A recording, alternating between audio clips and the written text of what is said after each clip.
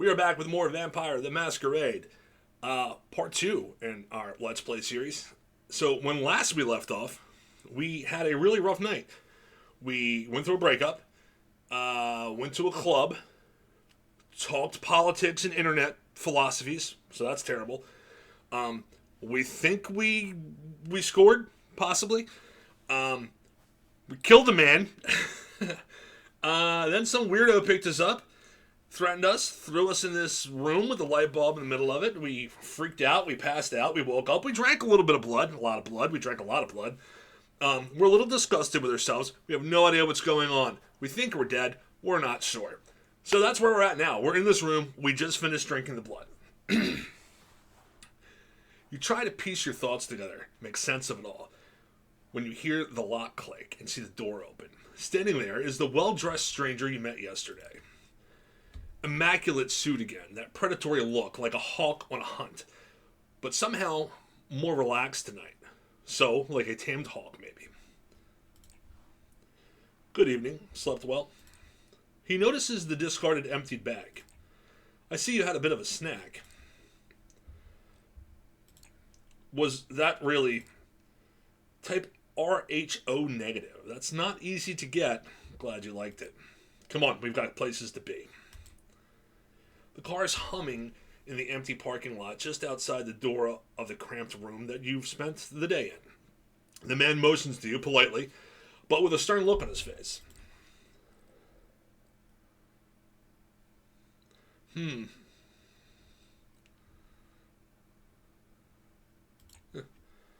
trusting you here, man. I'm touched, sincerely. You take the back seat again. The door is locked. The stranger takes the wheel and starts the car. You drive in silence for a while. From time to time, you keep trying to catch glimpses of familiar streets or landmarks through the blackened windows, but it's of little use. The car is also soundproofed, so all you can hear is a bit of traffic humming in the car's engine. The driver doesn't say anything and seems focused on the road. Looks like he's looking at us directly in the rear view, so I don't think it's focused on the road. You check the door handle. Yeah, the door's locked, all right. The piece of dark glass separating you and the front of the car looks sturdy, too. There's nothing left to do but wait. You didn't have time to think about it before, but you realize now that you're hungry? No, not exactly, but it's not a rumbling stomach that grabs your attention. It's a need that starts somewhere in your abdomen and spreads to your chest, throat, and back of the head. You try to extract some information out of the man behind the wheel, but you realize you'd prefer to bask on the afterglow of your last meal. You wouldn't have expected it, but you spend the rest of the trip lost in your thoughts. A lot of them concern blood. It takes you another 20 or so minutes to get to your destination. As the door opens, you try to get your bearings. You're still in New York, that much is certain. Queens, maybe. After me, no sudden movements, please. You approach a nice-looking building that houses a two-story gallery called the Art Hole. Two large men in suits flank the door on both sides, and they give your companion a nod as you approach. Prompted by the stranger guiding you, you walk inside. The gallery is full, which is unusual at this hour, to say the least. About 24 faces fill the showroom, and a number of waiters navigate the gathering. About 24 faces fill the showroom, and a number of waiters navigate the gathering, serving drinks. All of them are beneath the guests' attention.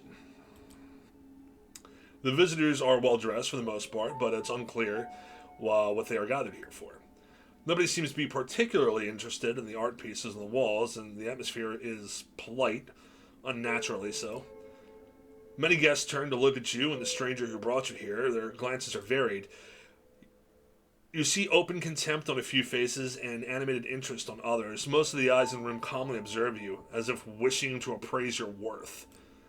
The last time you felt like this was your previous job interview. It was like being a piece of livestock inspected from all sides for any imperfection, so your wage could be haggled down. It was dehumanizing and made you feel dirty. When they called you the next day to offer you the job, you declined. Even when you're nobody, you become even less if you trade away your dignity for a paycheck. Ain't that the truth? The memory makes you feel warmer inside now, although the state of your bank account never did. There's a woman that approaches us. Good evening. I'm going to say that's Kadir. Kadir. Good evening, Kadir. And to you, child. The noble, cold voice takes you out of your head and back to the situation at hand. The gallery, a crowd of strangers. You being brought here against your will. For what purpose? The room awaits your response. Good evening, miss.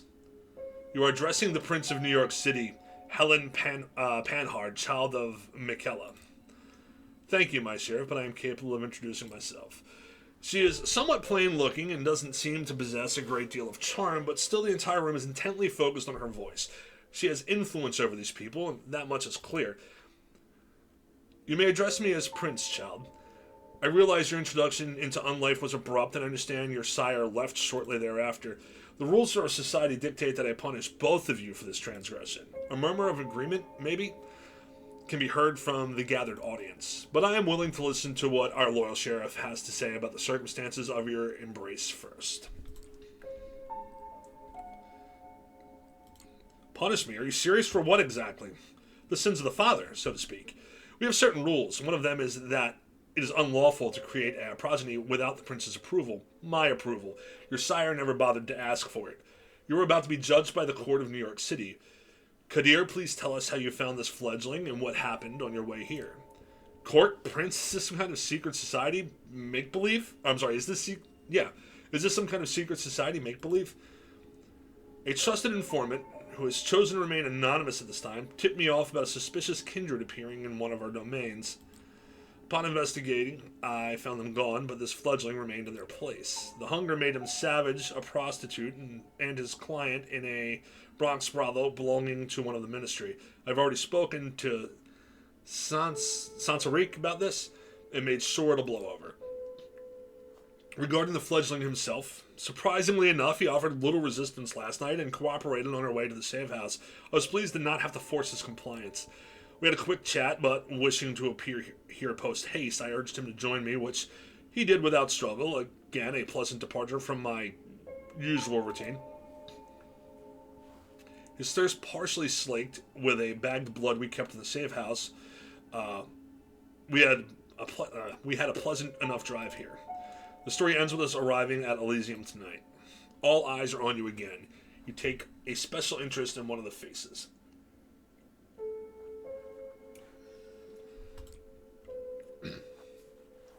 It's a beautiful woman with curly, almost blood-red hair and a dress to match. You see her whispering to some bespectacled man with an absent-minded look on his face. Who is she, you wonder? Thank you, Kadir. I take note of this fledgling's behavior and will take it into consideration later. She turns her attention to you. First, there's the matter of your sire, the person who brought you where Kadir picked you up last night. Who were they?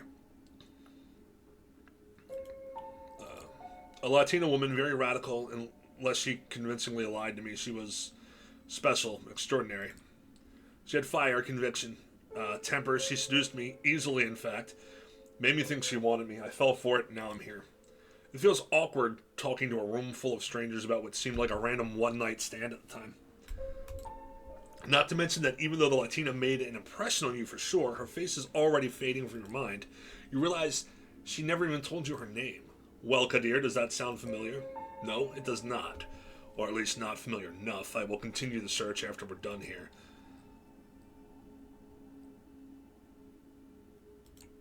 That chick, she rented our room at the motel. Talked to a receptionist. He might know something about her. Unlikely, but regardless, thank you for that observation. I will investigate this later. What shall I do with the fledgling, my prince? What is your recommendation, my sheriff? The traditions are clear. Thou shalt only sire another with the permission of thine elder. If thou createst another without thine elder's leave, both thou and thy progeny shall be slain. I am ready to fulfill my duty. Stay your hand for just a moment longer, Kadir. I wish to consult my counsel on this. Make sure everyone is in agreement. Of course. He seems strangely relieved. The prince leaves the main showroom and a handful of people follow her out. You're about to ask Kadir what all the talk of traditions and council was when the red-haired woman approaches the two of you. Sophie. Sheriff, I was wondering if I could have a word with the fledgling. What for? She lowers her voice in response. Come now, Kadir. We all know what the verdict is going to be. Let me speak to them. You might not have to stain your hands tonight after all. Her words grab his attention. His face is hard to read. It's like several emotions are struggling for domination. Anger, sadness, hope, gratitude, resolve. I'll go get my sword. He steps out of the room the way he came in, and you are left in the showroom with the woman in the red dress. She takes you aside, and the eyes of the remaining guests follow you. Well then, fledgling, you are in quite the pickle.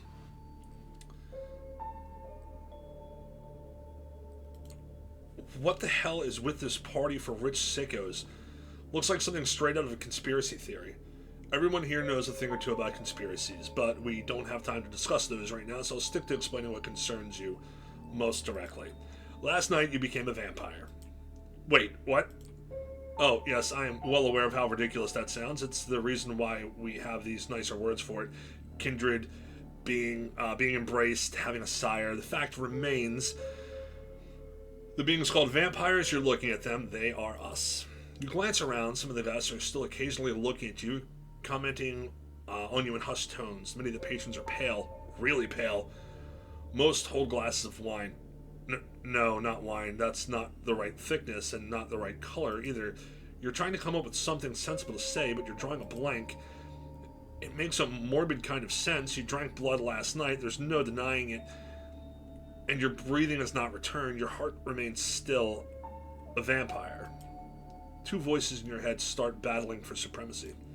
One of them slowly begins to put everything that happened since yesterday together, coming to a conclusion that no matter how insane it might seem, nothing but what she's saying makes sense.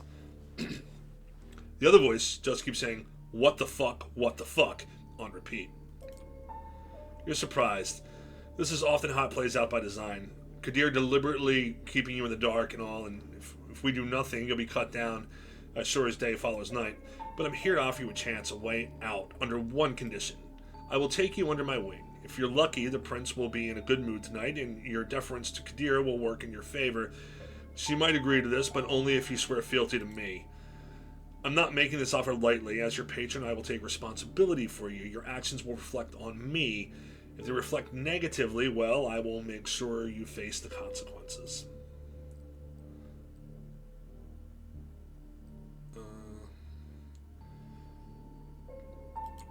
What happens if I refuse? I believe I know that the prince... I believe I know what the prince will ordain. I am certain Kadir will do his duty. You, my poor fledgling, will die. For good, this time. With me, there's a chance you will not. I can be your guide in this new reality. Steps and hushed voices can be heard from the side of the room. It seems that the prince and her council are returning to the showroom. Kadir appears from downstairs as well and starts walking towards you.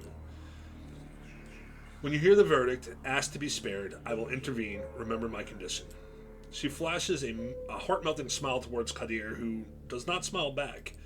The sheriff's immaculate suit is now complemented by a curved, oriental-looking metal scabbard fastened with a colorful sash around his waist. It would look vaguely ridiculous if it wasn't surprisingly intimidating first and foremost. Kadir takes his place next to you and observes as the prince takes center stage again. Loyal kindred of the New York City Camarilla gathered... Jesus, sorry, I had stopped to inhale at the wrong part of that sentence. Loyal kindred of the New York City Camarilla gathered here tonight. I have made my decision regarding this fledgling. She briefly addresses you. I want you to know that this was not an easy decision to make. For your part, you have not done anything to earn our ire. I do feel genuine sorrow for what must be done. We are all keenly aware that these nights we need to close our ranks and trust the wisdom of our elders and their traditions more than ever before. There's no place for tolerating dissent when our very existence is under constant threat. Although I acknowledge some of my council's divergent opinions on this, she takes a look specifically at one of the people who left the room before, a rather plainly dressed, shy-looking man whose skin has somewhat healthier tone. He bows his head in deference. I hold the final authority over this fledgling's fate, and I declare that while their embrace might be their sire's responsibility, in their absence, it is their progeny that must be punished. The sentence is final death, to be resolved presently. Kadir? You hear scraping sound and see the sheriff has unsheathed his curved sword.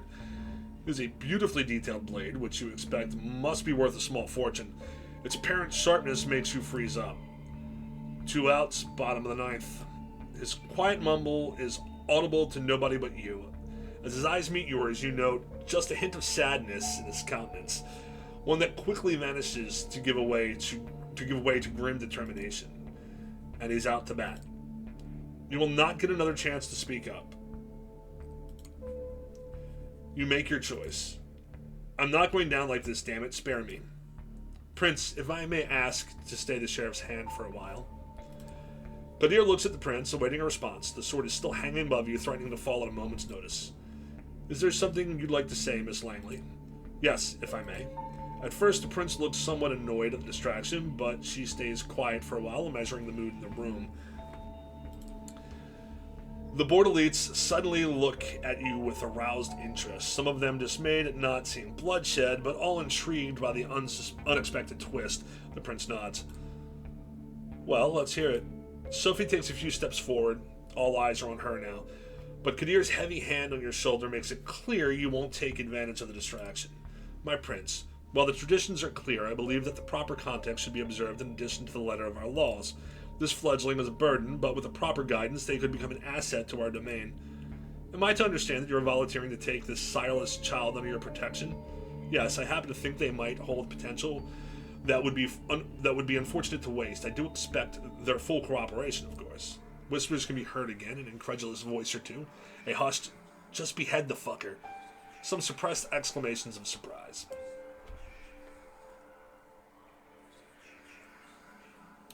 Silence. I ask all of you to make a note of this moment. I might be persuaded to bend one tradition in this child's favor, but another will have to be enforced even more firmly in its stead. Until thy progeny shall be released, thou shalt command them in all things. Their sins are thine to endure. Are you certain that's a responsibility you should wish to shoulder, Miss Langley? I am willing to guide this fledgling and add a valuable ally to our sect in a time of need, yes, but I would like to receive the right of destruction over them, if it pleases you. Its clear tensions are high. It feels surreal to listen to strangers discussing your death, or second death apparently, and keeping silent.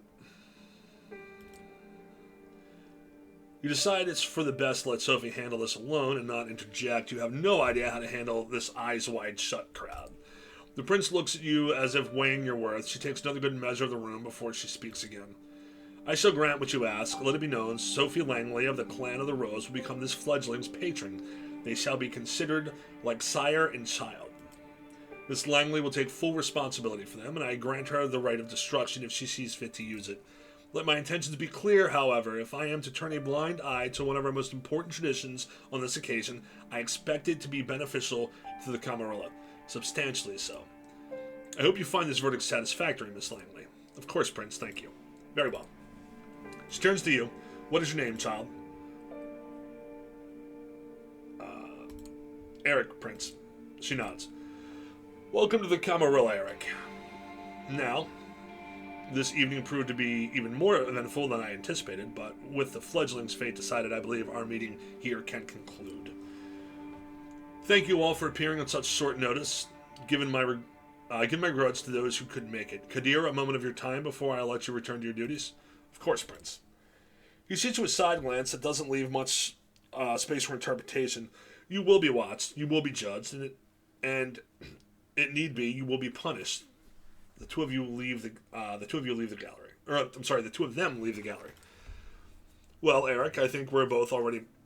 Excuse me. I think we've both already managed to significantly improve each other's evenings. But let's keep the ball rolling, shall we? I think we should have a toast to a new fruitful partnership. She raises her hand at one of the well-dressed concierges, who have now reappeared in the showroom to refill the guest glasses. The conventionally handsome man approaches with a carafe of red liquid. He pours it into two tall glasses. It's blood again, that much is clear. You're in two minds about drinking it.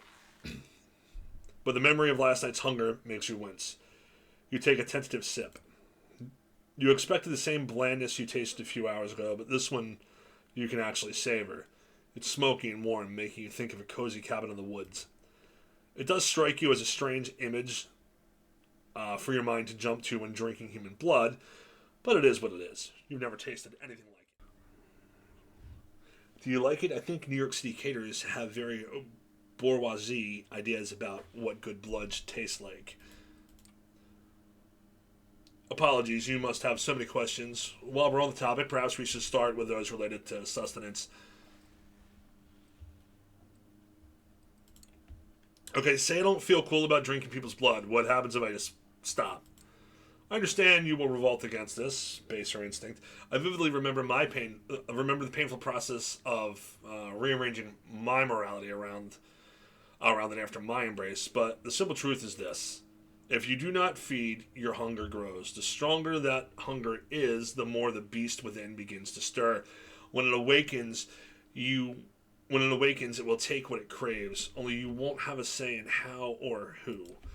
As much as it might sicken you, this is your only source of sustenance now, and no matter how much you drink, you will always be tempted to have more.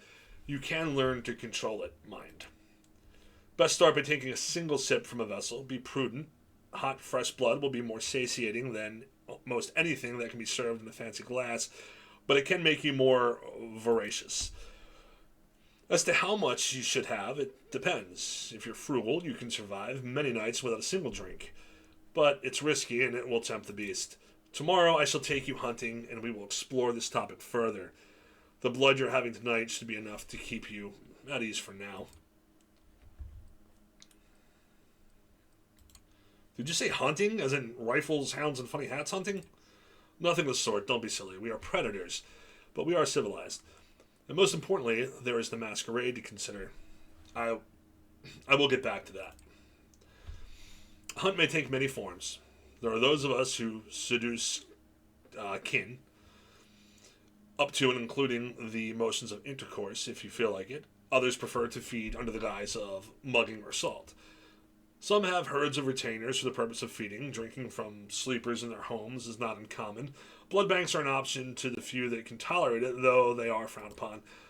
You will need to identify these opportunities and decide for yourself whether to pursue them, but make no mistake, you will have to hunt to survive. The concierge returns, asks for permission to intrude, which Sophie gives with a polite smile, and leans in to whisper in her ear. You note that the gallery is now almost empty. I'm being told the gallery is about to close, but we still have quite a lot to discuss. We'll go to one of my apartments. My jalopy is waiting downstairs. Come. Okay, well, I think that's a good place to stop episode 2 of this Vampire the Masquerade playthrough. Again, if you're digging this, hit the like button, hit subscribe, and come back for more content. I am Rob138, and I will catch you on the flip side.